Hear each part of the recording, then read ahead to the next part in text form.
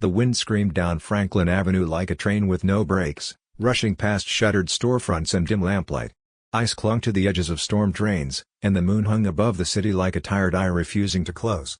It was the kind of night that tried to convince you the world had forgotten itself. Iris Lane stepped off the city bus just after midnight, her thick wool coat clinging to the smell of antiseptic and exhaustion. Beneath the coat, her nursing scrubs were stiff with dried sweat, the edges stained with the realities of a 14-hour shift in the ER. She hadn't eaten since sunrise. Her head ached, her feet throbbed, and the thermos she carried no longer held warmth, just the memory of coffee. Her fingers tightened around the foil-wrapped container tucked in her coat pocket. It was a gift from Miss Ruth, the retired chef who lived 2 floors down in her crumbling apartment building. Ruth called it soul curry, a blend of spices and lentils with just enough rice to fill his stomach and remind a person that kindness could still taste like home.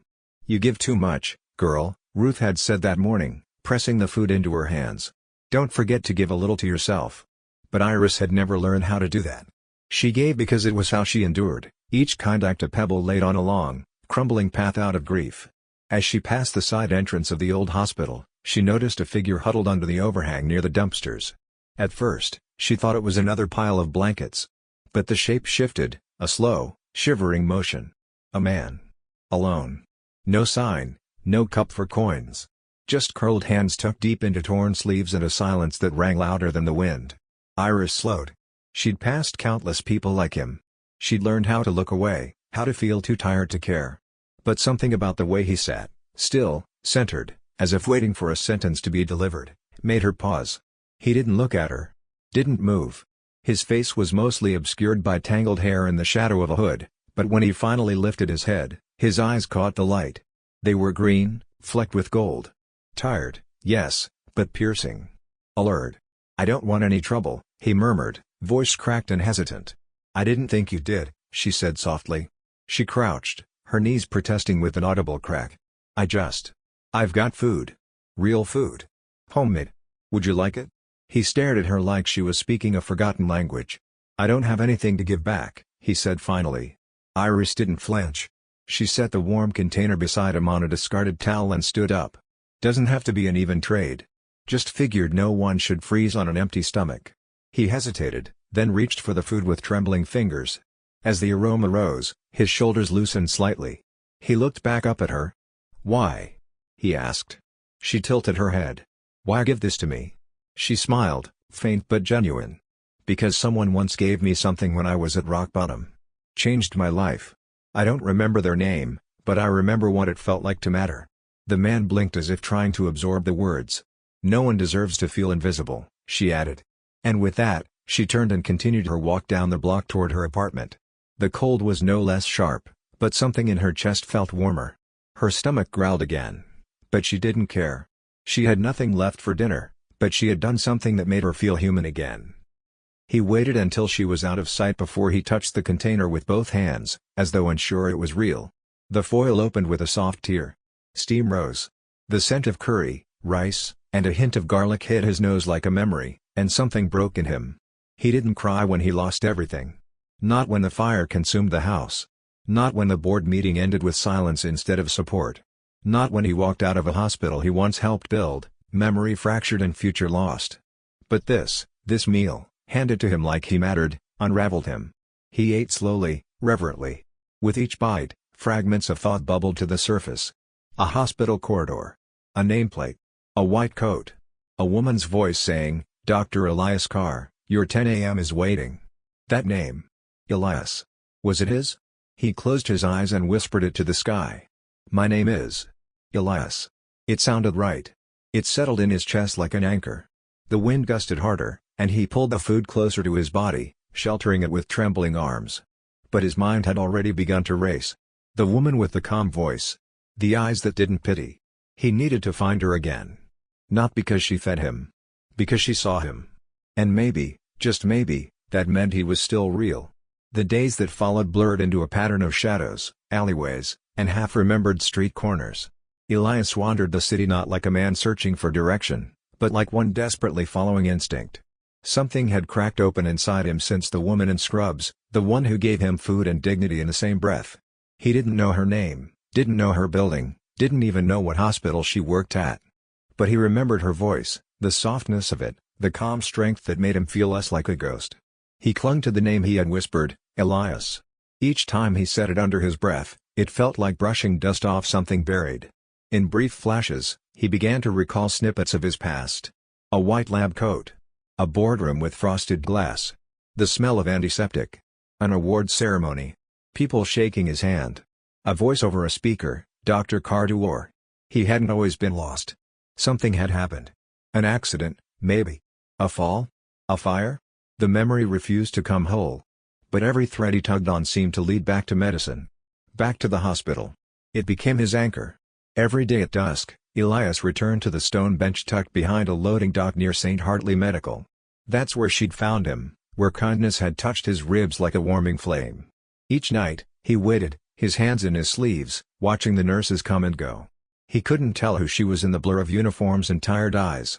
They all moved fast, shoulders hunched, faces drawn by long shifts. Until one night, when he heard a laugh. A low, slightly hoarse laugh, weathered by years but still musical. He turned sharply. And there she was, pulling her scarf tighter around her neck, coat sleeves pulled halfway over her palms, hair tucked messily beneath a knit cap. Her scrubs were different this time, dark green instead of navy. But he knew it was her. He almost called out but froze. What did he have to offer her? What could he possibly say? But she'd already seen him. And she smiled. Not out of obligation. But recognition. You again, she said, her voice a balm against the biting cold. I was hoping you were okay. He swallowed the lump in his throat. I remembered my name. She stepped closer, genuinely curious. That's good. What is it? Elias, he said. Elias Carr. Her smile widened. That's a strong name. I'm Joy. Joy. Of course she was. It settled in his bones like the first note of a familiar song. They stood in silence for a moment, the city pulsing around them, car horns in the distance, the low murmur of a train, a dog barking from a rooftop. It was late, but for once, Elias didn't feel like the night was pushing him out. He felt like it had opened up, made space. Have you eaten today? Joy asked. He shook his head, almost sheepish. She reached into her tote and pulled out a paper bag, plain, slightly crumpled, but warm. Peanut butter sandwich. Granola bar. Bottle of water. Not gourmet, but it'll fill you. Elias blinked. You're going to spoil me. Joy shrugged. It's not spoiling. It's remembering that we're all just people. He took the bag with care, as if it were made of glass. You don't even know me. I don't have to, she said. Not to see you. He watched her walk away, vanishing into the curve of the street like a story half finished. But her words echoed. Not to see you. 2 days later, Elias stood near the hospital entrance during shift change. His clothes were cleaner now, he'd found a community center that let him shower and borrow a button-up shirt. He had a notebook in his pocket, filled with memories he was trying to piece together. Dates. Phrases. Sketches. All scrawled in the dark like he was building a map back to himself. Inside, Joy was sorting medical gloves by size, elbow deep in a supply cart. The radio in the corner crackled out soft jazz. Her back ached, and her feet throbbed in her shoes. But her mind wasn't on the bins or the charts or even the ever-growing mountain of hospital protocols. She was thinking about Elias. She hadn't told anyone. Not because it was a secret, but because it felt too delicate. Too raw. She didn't know if he'd show up again. Didn't know if he was truly remembering or just clinging to the idea of being someone again. But something about him lingered in her bones.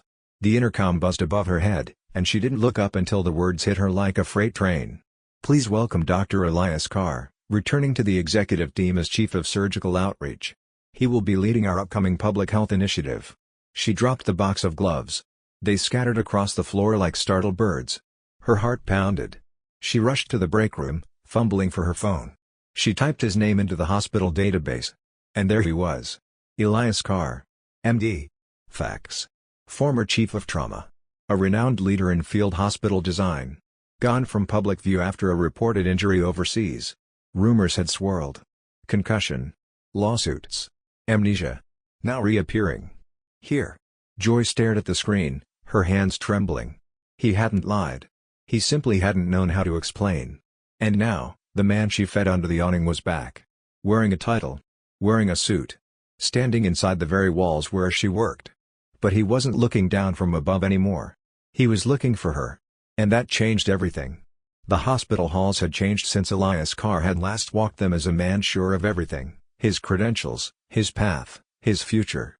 Now, even as the new chief of surgical outreach, he felt each step echo with a strange unfamiliarity.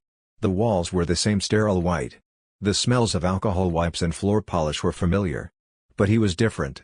His suits fit looser. His stride was slower. And he no longer passed people like they were scenery. He watched them. Really watched them, custodians with tired knees, medtechs with distracted smiles, volunteers with stories etched into their faces. And joy. Always joy. The nurse who'd given him food when he was no one. Who hadn't flinched when he was unwashed, unnamed, and unraveling. Since his return, their exchanges had been short, polite greetings, shared elevator rides, the occasional hallway nod. But her eyes held questions she hadn't voiced. And he hadn't forced them. Not yet. That changed one Thursday afternoon. Joy stepped out of a meeting and found a slim folder in her mailbox. It wasn't medical records. It wasn't hospital forms. It was a proposal, crisp, bound, and titled Harbor Unit, Mobile Medical Response for Underserved Communities. Author, Dr. Elias Carr. Clinical Partnership Proposed, Nurse Joy Landon. She stared at her name like it had been printed in a dream. Inside were plans for a fleet of mobile health vans, outfitted with trauma kits, diagnostic tools, and multilingual intake forms. Pages were filled with notes written in two inks, one typed, the other scrawled in the margins in Elias's careful handwriting. On the last page was a sticky note. Not charity. Not a favor. A foundation, with you beside me. Think about it. That night, Joy sat in her apartment, turning the proposal over like a question she didn't know how to answer. It was exactly the kind of project she dreamed of during overnight shifts, when she saw patients turned away for lacking paperwork, for speaking the wrong language, or for sleeping in the wrong doorway. She had stitched wounds in janitor closets and delivered bad news in borrowed cafeteria chairs. She knew what these communities needed. But she'd never thought someone in power would ask her to lead. Especially not him. Especially not the man whose trauma she had met before his title. She didn't know what scared her more, the idea that this was real, or the idea that it might vanish. The rooftop garden had become their unspoken meeting place. A forgotten space above the surgical ward, half-paved and overgrown, with a rusted bench and pots of struggling ivy. Elias had started visiting it first, trimming the dead vines, sweeping broken leaves into piles. It gave his hands something to do while his mind tried to settle. One evening, Joy found him there, sleeves rolled, blazer draped over the bench beside him. He was clipping browning leaves from a pot of rosemary with the focus of a man performing surgery. "You're not bad at that," she said. He looked up, not surprised. "It's honest work." She approached slowly, the sounds of the hospital fading behind her. "I got your proposal," she said. "I hoped you would."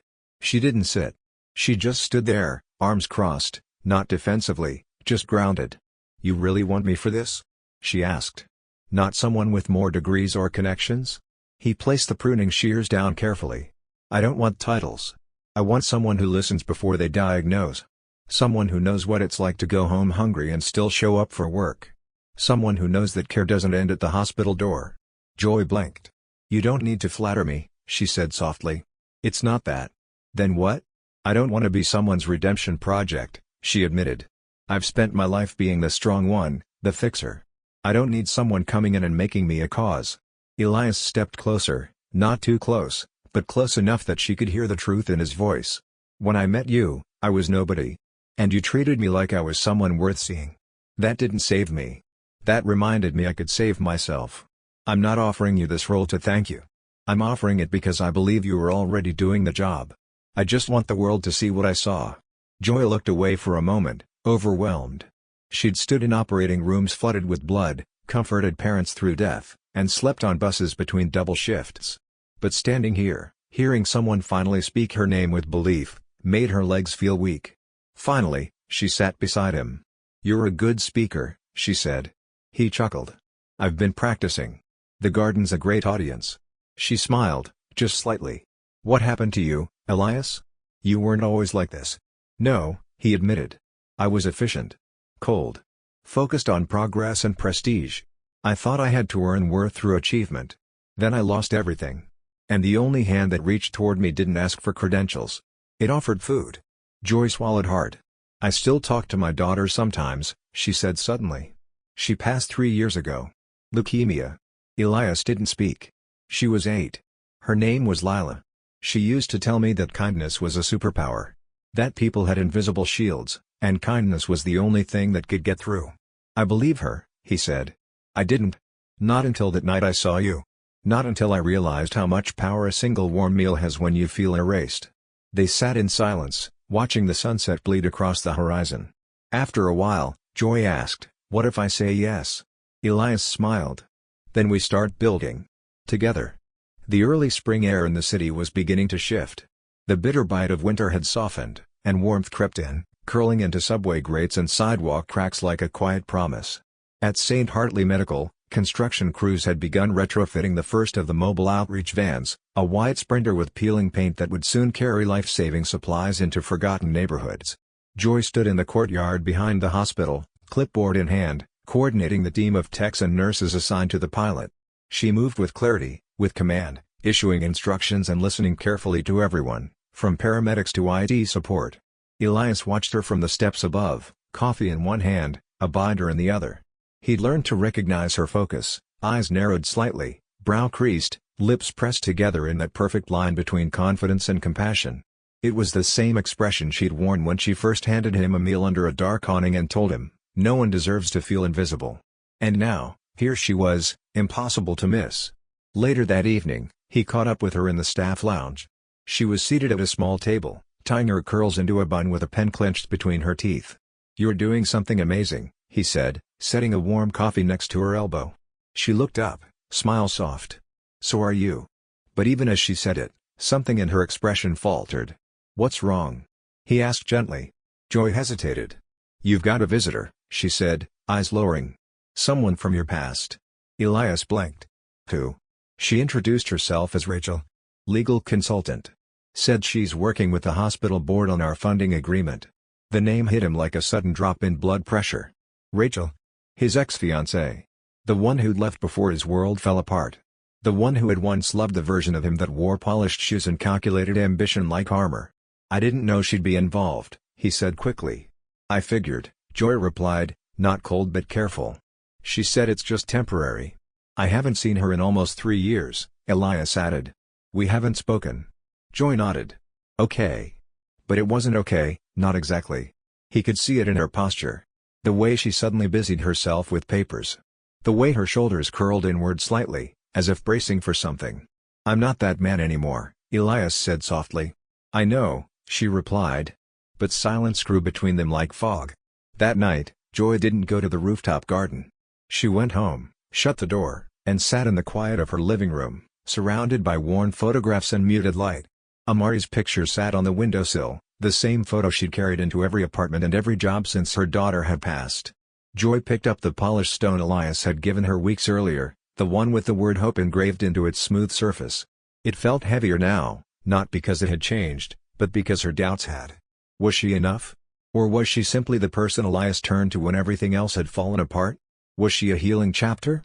Or just a page between 2 volumes? The next morning, she found a note in her locker. "Joy. You don't need to trust me completely. Not yet. Just please don't shut the door before I can even knock. E." She folded the paper and pressed it into her chest. It wasn't a grand gesture. It wasn't flowers or explanations or promises. But it was honest.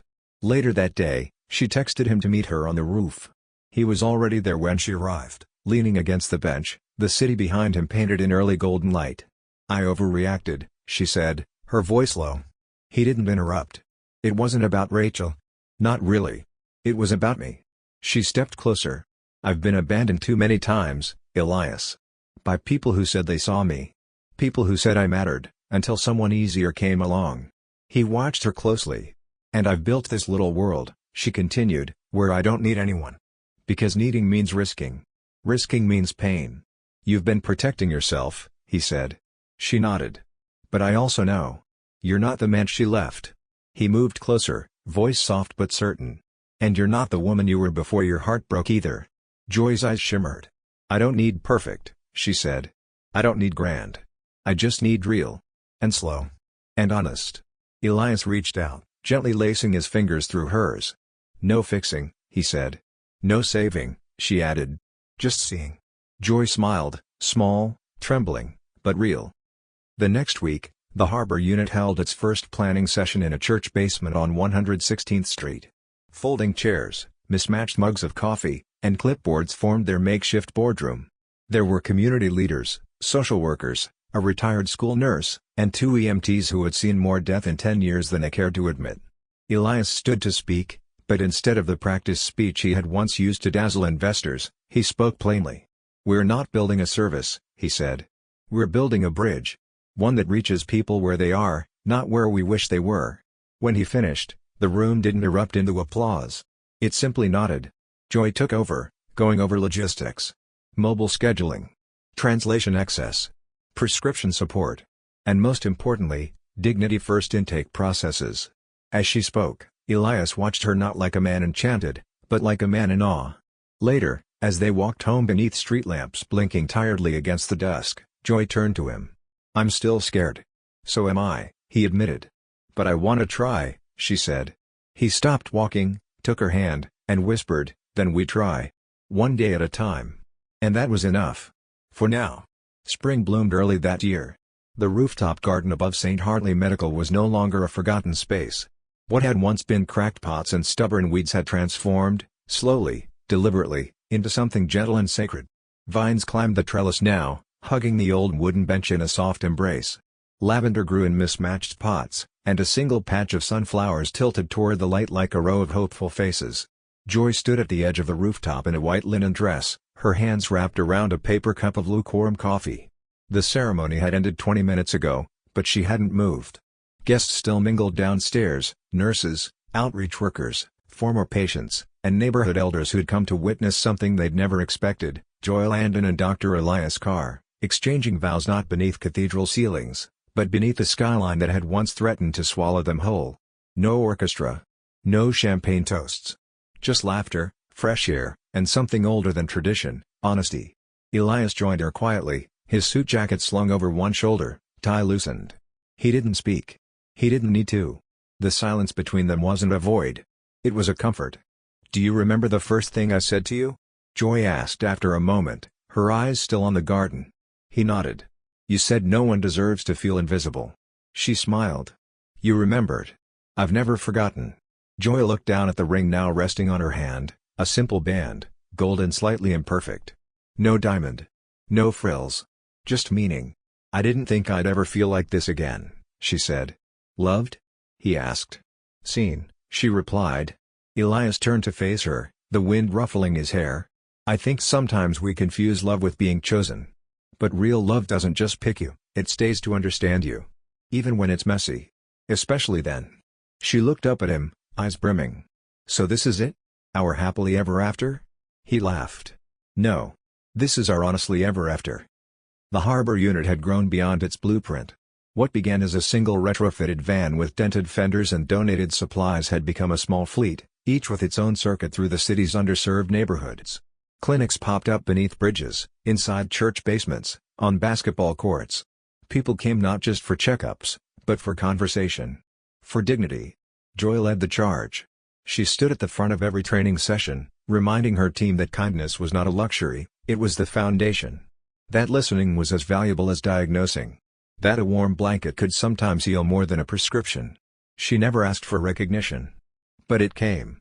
One afternoon, while reviewing community data reports, Elias handed her an envelope. "What's this?" she asked, eyebrows raised. He grinned. "A letter. From the city council. They're nominating you for the Equity in Healthcare Award." Joy blinked. "That's a thing?" "It is now." She shook her head with a quiet smile. "You know, the younger me wouldn't have known what to do with this." "And what about the you now?" Joy's eyes met his. She'd say thank you. And then get back to work. It was a year to the day since Joy had first given Elias that meal. He hadn't meant for the plaque to be sentimental. But something about that rooftop deserved to be marked. So when she found the small, engraved bronze plate nestled at the garden's edge, she stopped, stared, and lowered herself onto the bench with reverence. It read, "One meal. One moment. One beginning." Joy traced the words with her fingertips. "You really don't do small gestures, do you?" she whispered into the breeze. From the stairwell, Elias stepped forward, holding a well-worn leather-bound notebook. "I have something else," he said, voice careful. Joy looked up, eyes curious. He handed it to her. "It's from the months I couldn't remember my name. I started writing things down, images, fragments, the sound of your voice. I thought if I kept writing, I'd find my way back to something real." She opened the first page. A sketch, rough, raw, of a woman crouched beneath a street lamp, offering food to a man who couldn't meet her gaze. Tears filled her eyes. "You kept this?" He sat beside her. "I kept you." She turned another page. Her name, written over and over in different styles, like a student trying to master a new language. And maybe, in a way, he had been. "I was surviving," Elias said. "And then I met you. And I started living." Joy looked at him, voice barely a whisper. "And I was drowning. Until you taught me how to breathe again." Years passed. The rooftop garden bloomed with new additions, moss roses, aloe, even a tiny herb patch that the outreach team swore cured colds better than cough syrup. Joy and Elias returned every month on the anniversary of that meal, that night, that spark that started it all. Sometimes they brought sandwiches. Sometimes silence. Sometimes each other. One afternoon, Joy found a young nurse sitting on the bench, shoulders hunched, eyes red-rimmed. She offered half of her sandwich without a word. The girl blinked. "I'm okay. Just. It's been a hard week." Joy nodded. "I know. I've had a few." They sat together in peace. After a while, the girl said, "Thank you. I didn't realize how much I needed someone to see me." Joy smiled. "You're not invisible. No one is." She didn't mention the plaque. Or the meal. Or the man who used to sit where the girl now sat. She didn't need to. The miracle had already begun again. Quietly. Softly. As all the best ones do.